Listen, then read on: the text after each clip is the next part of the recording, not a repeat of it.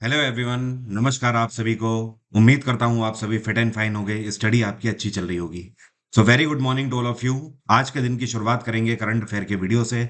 और आज के वीडियो में 2 और 3 अप्रैल दोनों दिन के करंट अफेयर हम लोग डिस्कस करेंगे। तो आज का जो वीडियो होगा ये थोड़ा सा बड़ा होने वाला है। हर एक न्यूज आपके लिए इंपॉर्टेंट है, वीडियो को अंतिम तक ध्यान से देखिएगा। करंट अफेयर की पीडीएफ आप डेली मेरे टेलीग्राम अकाउंट से डाउनलोड कर सकते हैं। मेरे टेलीग्राम का ऑफिशियल लिंक वीडियो के डिस्क्रिप्शन में सबसे ऊपर दिया हुआ है।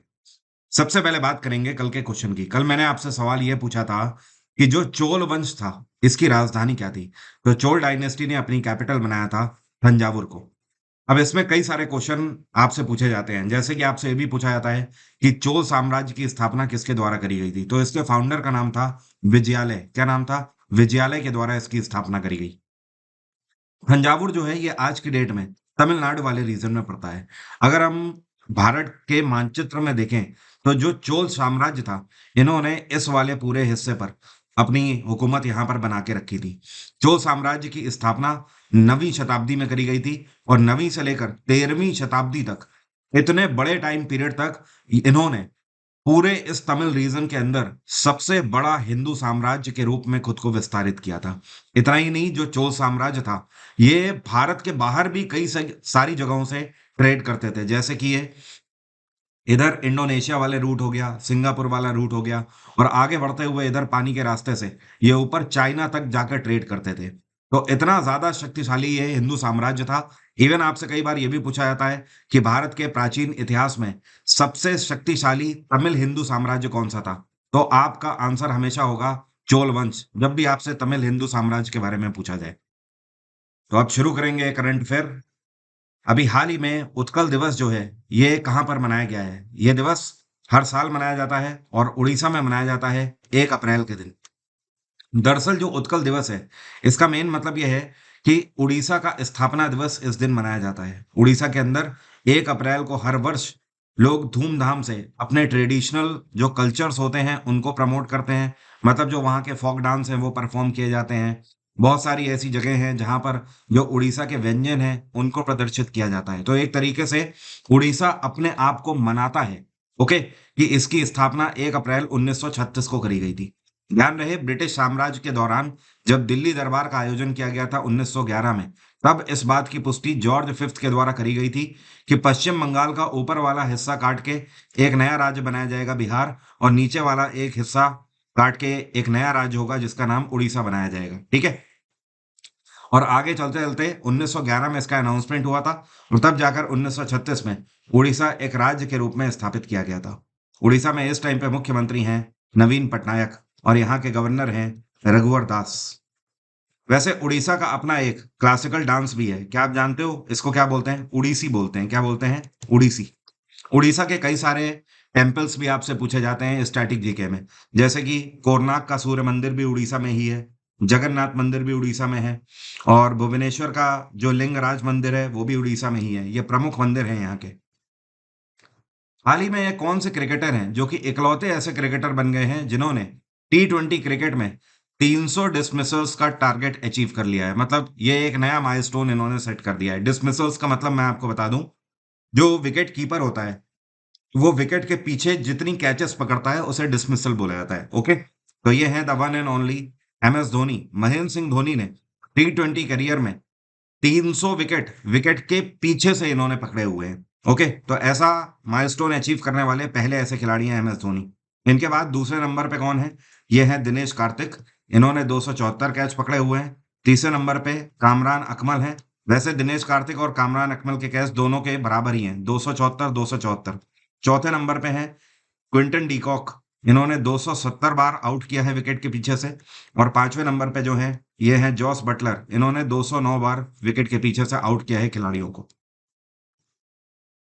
हाल ही में HDFC बैंक ने फैसला लिया है कि ये जो इनकी एजुकेशन आर्म है, मैं आपको बता दूं HDFC बैंक की एक सब्सिडरी है जिसको HDFC education and development services limited के नाम से जाना जाता है। ये एक ऐसा संस्थान है जो कि लोगों को बैंकिंग के कोर्सेज पढ़ाने का काम करते हैं। मतलब एक तरीके से अगर आप बैंकिंग का कोर्स करना चाहते हैं HDFC बैंक का, और फिनेंस में आप MBA करना चाहते हैं, तो आप HDFC का जो एजुकेशन प्लेटफॉर्म है उससे आप इस तरीके के कोर्सेज कर सकते हो।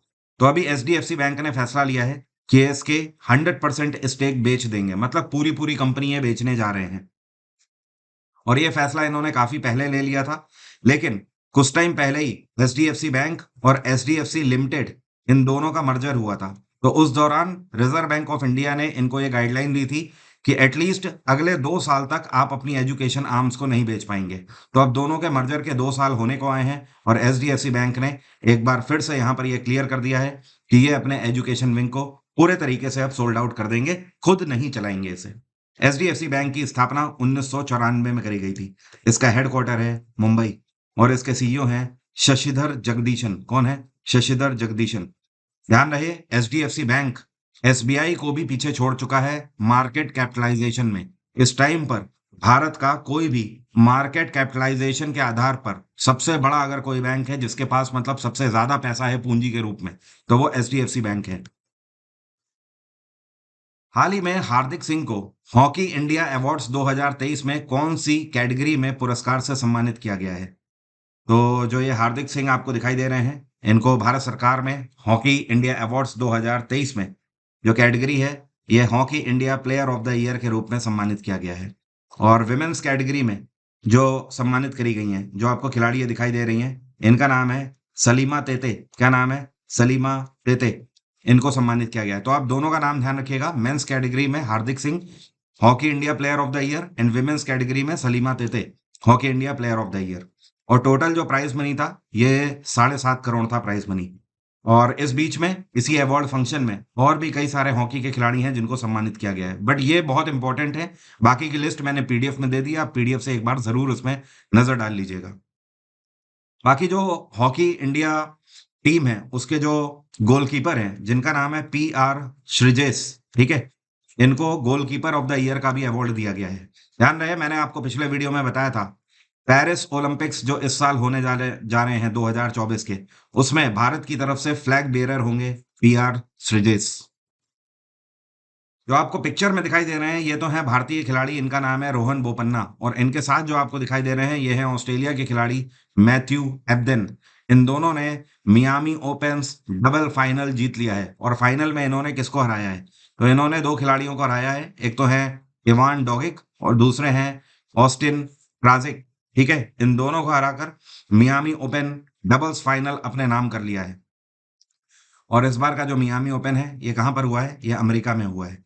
ध्यान रहे, एक और कीर्तिमान स्थापित किया है रोहन बोपन्ना ने। रोहन बोपन्ना ने पिछले साल जो एटीपी टाइटल एक जीता था, उसके तहत ये सबसे ज्यादा उम्र दराज खिलाड़ी थे जिन्होंने एटीपी टाइटल जीता था। और इस साल ये 44 वर्ष के हो गए हैं। फिर से इन्होंने अपना नया रिकॉर्ड बना दिया है, अपना ही रिकॉर्ड तोड़ के। ये दुनिया के इकलौते अभी ऐसे खिलाड़ी हैं जो कि 44 वर्ष की उम्र में एटीपी टाइटल जीत रहे हैं। और जो इनको प्राइज मनी दी गई है इन दोनों को, वो है करीब करीब 4,47,000 डॉलर। कितना? 4,47,000 यूएस डॉलर। करीब अगर इंडियन करेंसी में बात करें तो ये 3,75,00,000 के आसपास होता है। भारत के द्वारा ये फैसला लिया गया है कि ये कौन सा देश है जिसके साथ अगले 3 महीनों के लिए इलेक्ट्रिसिटी को एक्सपोर्ट करने के लिए एग्रीमेंट को रिन्यू किया जाएगा।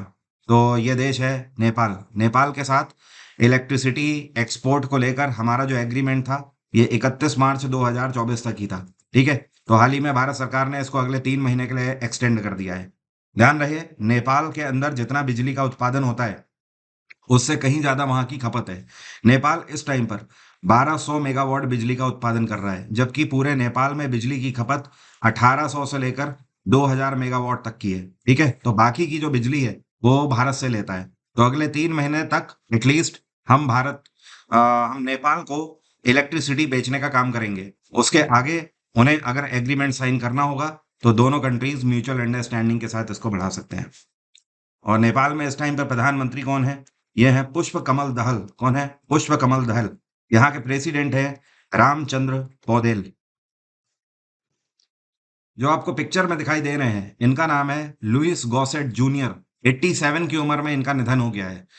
और ये पहले ऐसे ब्लैक पर्सन हैं जिनको ऑस्कर से भी सम्मानित किया गया था। कौन सी कैटेगरी में? तो दरअसल इनको बेस्ट सपोर्टिंग एक्टर की कैटेगरी में ऑस्कर से सम्मानित किया जा चुका है। और ये ऑस्कर से सम्मानित किए गए थे। 1982 में एक मूवी आई थी जिसका नाम था an officer and a gentleman. उसमें ये ड्रिल इंस्ट्रक्टर की भूमिका निभा रहे थे, जिसको काफी सराहा गया था और इनको ऑस्कर दिया गया था। तो हाल ही में इनका निधन हो गया है 87 की एज में। इतना ही नहीं, ये एचबीओ टेलीविजन के अंदर भी एमी अवार्ड्स के लिए भी नॉमिनेट किए जा चुके हैं।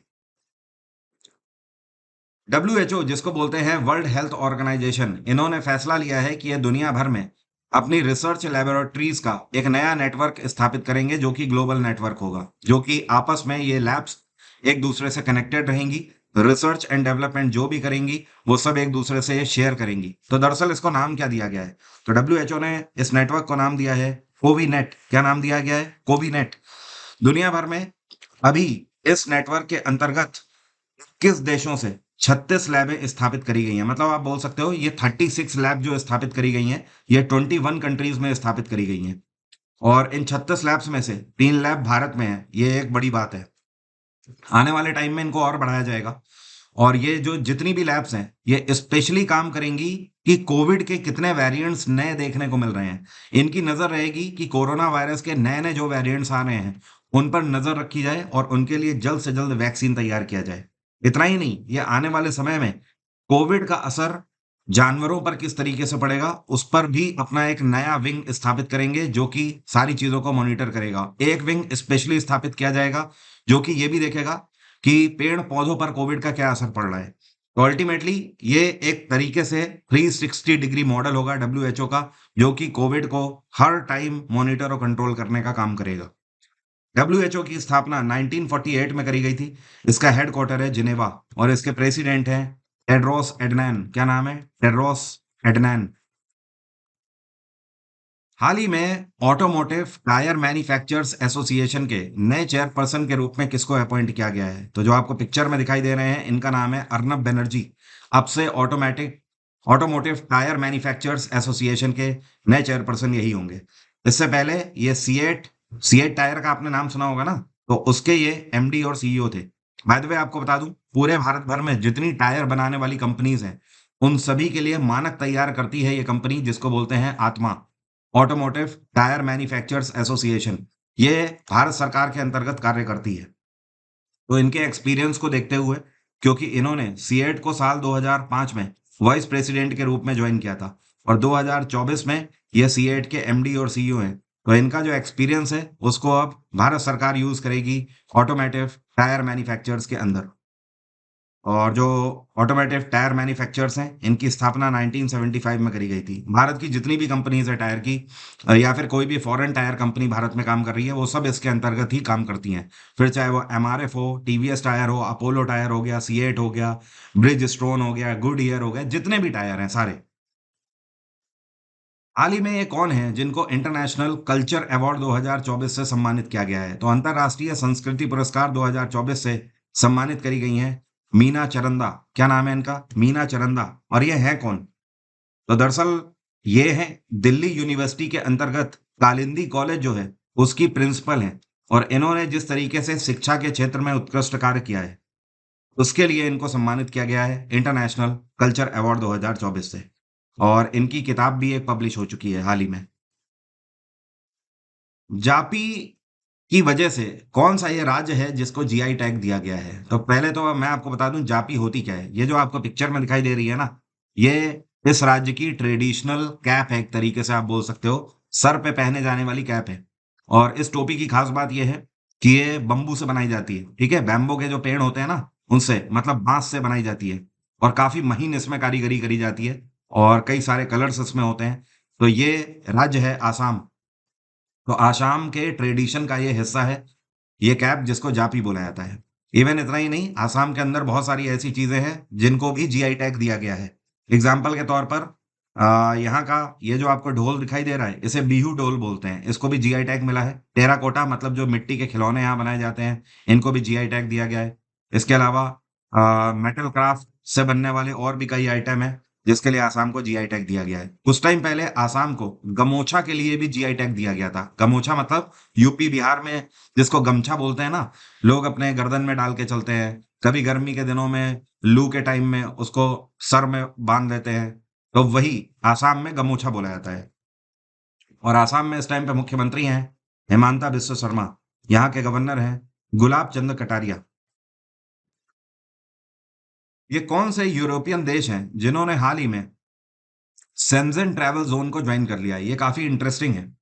तो दरअसल ये जो 2 देश हैं, एक तो है रोमानिया और दूसरा है बुल्गारिया। इन दोनों देशों ने शेंज़ेन ट्रैवल ज़ोन को जॉइन कर लिया है। अब आप लोग सोच रहे होंगे ये शेंज़ेन ट्रैवल ज़ोन है क्या? मैं आपको समझाता हूँ। यूरोपियन यूनियन, जिसको नाम से ही आप समझ जा रहे हो, यूरोप के लगभग सारे देश इसको जॉइन करते हैं, यूरोपियन यूनियन को, ठीक है?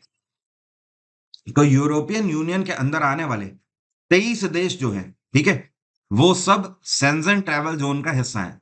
शेंज़ेन का मतलब क्या है? देखिए, लक्ज़मबर्ग कंट्री है ना, तो लक्ज़मबर्ग कंट्री के अंदर एक टाउन है जिसको बोलते हैं शेंज़ेन।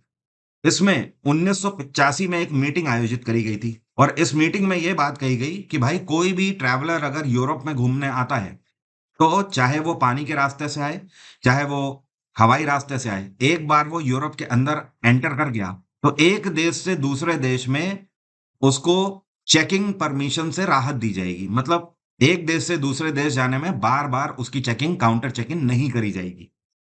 क्योंकि आप यूरोप को के मानचित्र में देखोगे, यूरोप बहुत बड़ा भी नहीं है कॉन्टिनेंट और उसके अंदर जो देश हैं, वो भी बहुत छोटे-छोटे हैं। तो ये इस मीटिंग में बात कही गई थी। लेकिन यूरोप के अंदर एक कंट्री है ऑस्ट्रिया, जिसका वर्चस्व बहुत पहले से भी न्यूज़ में रहा है, वर्ल्ड वॉर से भी ये कनेक्टेड रहा है। ऑस्ट्रिया इसके लिए मना करता रहा है। ऑस्ट्रिया का कहना था कि इन सारी चीज़ों की वजह से जो इल्लीगल माइग्रेंट्स हैं, उनकी तादाद ज़्यादा होती चली जाएगी। लोग लगातार आके यूरोप में बसते चले जाएँगे। लेकिन धीमे-धीमे करके हाल ही में कुछ ऐसे देश थे जिन्होंने इसको जॉइन नहीं किया था। जैसे कि ब्रिटेन हो गया, Bulgaria, Croatia, Cyprus, Ireland, Romania. ये वो देश थे जिन्होंने इसको नहीं जॉइन किया था। तो अल्टीमेटली बात ये है कि अगर आप यूरोप में जाते हैं, तो आप इन देशों को छोड़कर बाकी देशों में आराम से घूम सकते हो। एक देश से आप दूसरे देश में जाइए, आपकी चेक इन नहीं होगी बार-बार। लेकिन अगर आपको इन देशों में जाना है, तो इसके लिए अलग से आपको वीज़ा लेना पड़ेगा। एग्ज़ाम्पल के तौर पर आप यूरोप घूमने जाते हैं, तो यूरोप के बाकी देश आप आराम से घूमिए। लेकिन अगर आपको ब्रिटेन जाना होगा, तो उसके लिए आपको वीज़ा लेना पड़ेगा अलग से। आपको आयरलैंड जाना होगा, तो उसके लिए भी आपको वीज़ा लेना पड़ेगा। तो यहाँ पर कहने का मतलब ये है कि शेंज़ेन ट्रैवल ज़ोन में 2 देश और जुड़ गए हैं, एक तो बुल्गारिया और दूसरा रोमानिया। अब इनको छोड़कर बाकी के देश, ये 4 बचे हुए हैं। और रोमानिया जो है, इसकी कैपिटल क्या है? इसको बोलते हैं बुचारेस्ट। बुल्गारिया की कैपिटल है सोफिया। और आप में से वो सभी स्टूडेंट जो कि स्टैटिक जीके में किसी भी तरीके की समस्या फेस कर रहे हैं, तो आप मेरी इस किताब को अमेज़न से आज ही अपने घर मँगा सकते हैं। हिंदी और इंग्लिश दोनों में ये किताब अवेलेबल है। इस किताब का डायरेक्ट लिंक भी वीडियो के डिस्क्रिप्शन में दिया हुआ है। और इस किताब में केवल स्टैटिक जीके ही नहीं, मैंने 81 टॉपिक तो स्टैटिक जीके के कवर किए ही किए हैं। साथ में 1800 से ज़्यादा टीसीएस पैटर्न पर आधारित प्रीवियस ईयर क्वेश्चन भी स्टैटिक जीके के आपको छाँट के दिए हैं, जिसमें से कुछ भी आपका नहीं बचता है। आप किसी भी एग्ज़ाम के लिए जा रहे हो, हर एक एग्ज़ाम के लिए एप्रोप्रिएट है। तो ये किताब आपको ऐसी कहीं पर भी नहीं मिलने वाली है। आपको कई सारी स्टैटिक जीके की किताब मिल जाएँगी, जिनमें केवल टॉपिक्स होंगे, लेकिन 1800 से ज़्यादा टीसिस पर आधारित स्टैटिक जीके के क्वेश्चन नहीं होंगे। ये किताब अपने आप में बहुत ही यूनिक है और इसमें मेरी काफ़ी मेहनत लगी हुई है। एंड ट्रस्ट मी, ये किताब आपके लिए वन स्टॉप सॉल्यूशन है किसी भी एग्ज़ाम के लिए। साथ में ही इसकी ख़ास बात ये है कि इसमें मैंने सब कुछ टेबुलर फॉर्मेट में दिया हुआ है, टेबल के फॉर्मेट में, कि आपको एक ही बार में पढ़ते याद हो जाए। अब आज के करंट अफेयर भी कवर कर लेते हैं। हाल ही में अंकटाड के द्वारा एक रिपोर्ट जारी करी गई है। इसमें यह बताया गया है कि ये कौन से रीजन है जिस पर भारत की ट्रेड डिपेंडेंसी बढ़ गई है। मतलब कहने का जो हमारी निर्भरता है, ये इन 2 जगहों पर बढ़ गई है। तो ये 2 जगह हैं, एक तो है चाइना और दूसरा है यूरोपियन यूनियन। इन पर हमारी ट्रेड डिपेंडेंसी पहले से बढ़ गई है और ये रिपोर्ट ये बताती है कि ये कितने परसेंट बढ़ी है। ये 1.2% बढ़ गई है। तो ये अपने आप में एक क्वेश्चन मार्क है कि लगातार भारत सरकार ये बोल रही है कि हम चाइना के ऊपर जो डिपेंडेंसी है वो अपनी कम करेंगे, लेकिन लोग कंजम्पशन नहीं छोड़ रहे हैं। इवन इसमें लोगों की गलती नहीं है, इसमें पहले तो सरकार को ही कड़े रिस्ट्रिक्शंस ले लेने चाहिए, जबकि चाइना जो है लगातार हमें लद्दाख वाले रीजन में आंख दिखाता रहता है। इसके अलावा नॉर्थ ईस्टर्न स्टेट्स हैं, वहां पर भी उसकी जो पैठ है वो लगातार होती रहती है। तो ऐसी कंडीशंस के चलते भारत सरकार को कुछ ऐसे मानक बना देने चाहिए कि हम चाइना के साथ जो व्यापार है इसको कम करेंगे, तब जाकर चीजें पहले से बेहतर हो सकती है। बाय द वे रिपोर्ट ये बताती है कि सऊदी अरेबिया जो है, इससे हमारी ट्रेड डिपेंडेंसी कम हुई है 0.6%। इवन अगर बात करें तो ये ट्रेड ये भी बताती है कि अमेरिका जो है, इन्होंने चाइना से व्यापार करना काफ़ी हद तक कम कर दिया है। अमेरिका की जो ट्रेड डिपेंडेंसी चाइना के ऊपर थी, वो 1.2% की घटोत्तरी हुई है और भारत की 1.2% बढ़ गई है। बाकी अंकटाड जिसको बोलते हैं United Nations conference on trade and development, इसकी स्थापना 1964 में करी गई थी। इसका हेडक्वार्टर है जिनेवा। ये कौन सा शहर है भारत का जहां पर पहली बार tri service common defence station की स्थापना करी जाएगी? तो अभी प्रयास लगाए जा रहे हैं, लेकिन लगभग लगभग ये तय हो चुका है कि भारत में ये शहर होगा मुंबई। अभी तक पूरे भारत में ऐसी कोई भी कमांड डिफेंस स्टेशन नहीं है जहां पर ट्राई सर्विस कॉमनली इंड्यूस करी जाए। मतलब कहने का ये है कि आप देखोगे शहरों में कहीं पर एयर फोर्स स्टेशन आपको मिलेगा, कहीं पर आर्मी स्टेशन, कहीं पर नेवी स्टेशन, लेकिन कहीं पर भी कोई ऐसा डिफेंस स्टेशन आपको नहीं मिलेगा जिसमें आर्मी, नेवी और एयर फोर्स तीनों एक साथ काम करें। तो पहली बार ये एक ऐसा डिफेंस स्टेशन मुंबई में बनाया जाएगा। इस स्टेशन को बनाने के पीछे का मेन उद्देश्य ये है कि इसमें इंडियन आर्मी, नेवी और एयर फोर्स तीनों मेंटेनेंस, इंफ्रास्ट्रक्चर और इक्विपमेंट्स की रिपेयरिंग, लॉजिस्टिक्स, फैसिलिटीज, इन सब को आपस में म्यूचुअल अंडरस्टैंडिंग के साथ ऑपरेशंस के लिए तैयार करें। अल्टीमेटली कल को अगर कोई भी ऐसा थ्रेट होता है देश के ऊपर, तो ये जो ट्राई सर्विस कमांड होगी, ये तुरंत कुछ ही मिनटों के अंदर एक्शन में आ जाएगी और तुरंत उस पर्टिकुलर जगह पर जाकर दुश्मन को न्यूट्रलाइज करने का काम कर पाएंगे। और इससे पहले आपको बता दूं, साल 2001 में इकलौती भारत की यूटी या फिर आप बोल सकते हो ऐसी जगह है जहां पर इस तरीके की कॉमन डिफेंस स्टेशन बनाई गई थी, और ये है अंडमान निकोबार। ये है जिसको जीआई टैग दिया गया है मातावारी पेड़ा और साथ में पचरा के लिए। तो देखिए मातावारी पेड़ा क्या है, मैं आपको समझा दूं।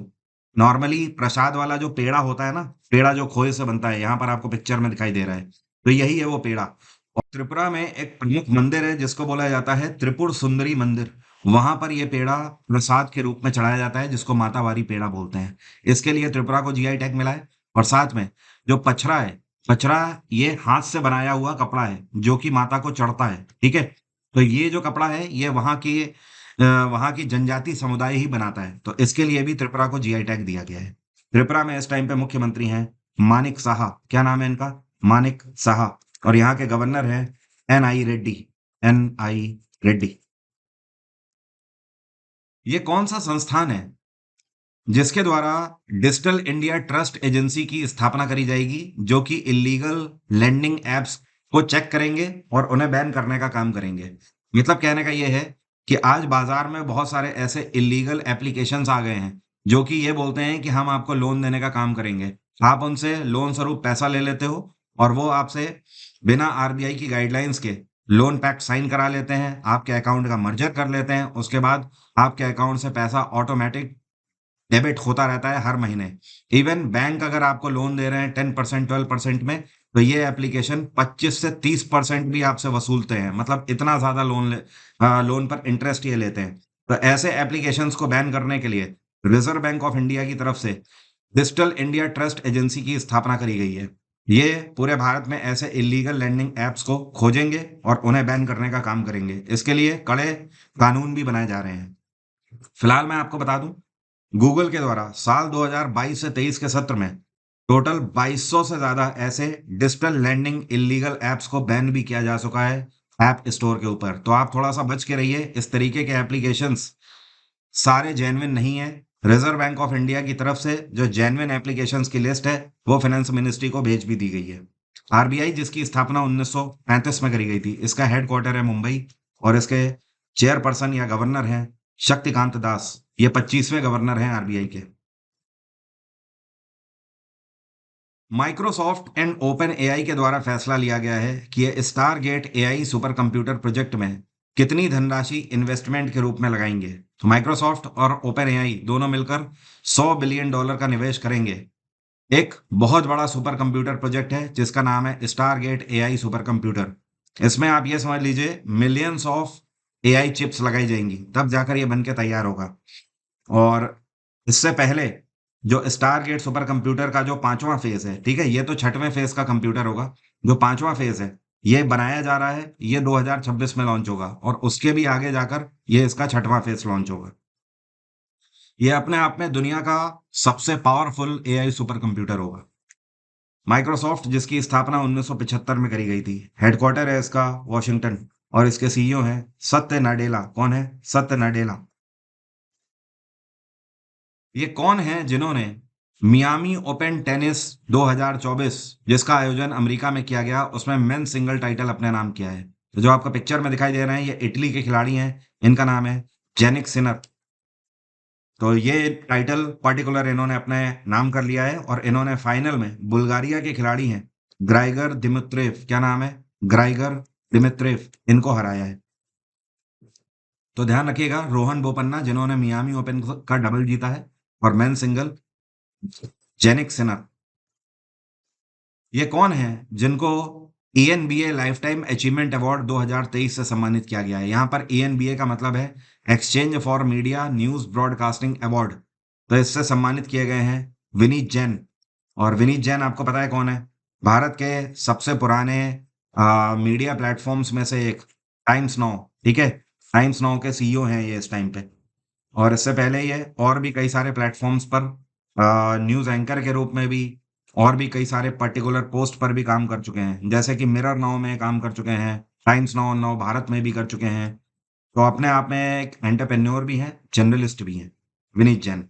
तो जिस तरीके से इन्होंने पत्रकारिता के क्षेत्र में उत्कृष्ट कार्य किया है, इस वजह से इन्हें लाइफ टाइम अचीवमेंट अवार्ड से सम्मानित किया गया है। अभी हाल ही में फिकी लेडीज ऑर्गेनाइजेशन, जिसको FLO भी बोलते हैं, इसके नई प्रेसिडेंट के रूप में कौन अपॉइंट करी गई हैं?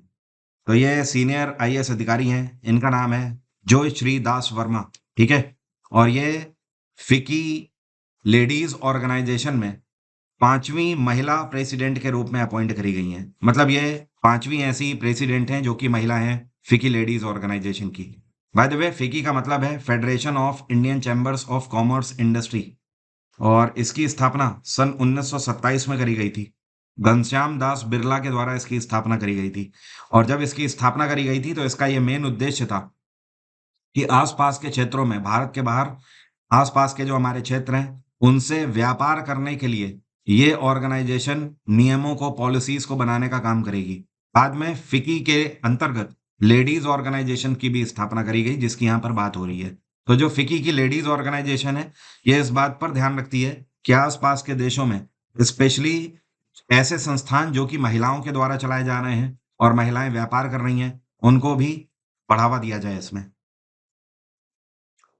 रिजर्व बैंक ऑफ इंडिया का कौन सा स्थापना दिवस हाल ही में मनाया गया है? तो आपको बता दूं, रिजर्व बैंक ऑफ इंडिया की स्थापना जो है, ये 1 अप्रैल 1934 के एक्ट के तहत 1935 में करी गई थी। मतलब 1934 में एक्ट आया था इसको बनाने के लिए, और 1 अप्रैल 1935 से RBI ने अपने ऑपरेशंस परफॉर्म कर दिए थे।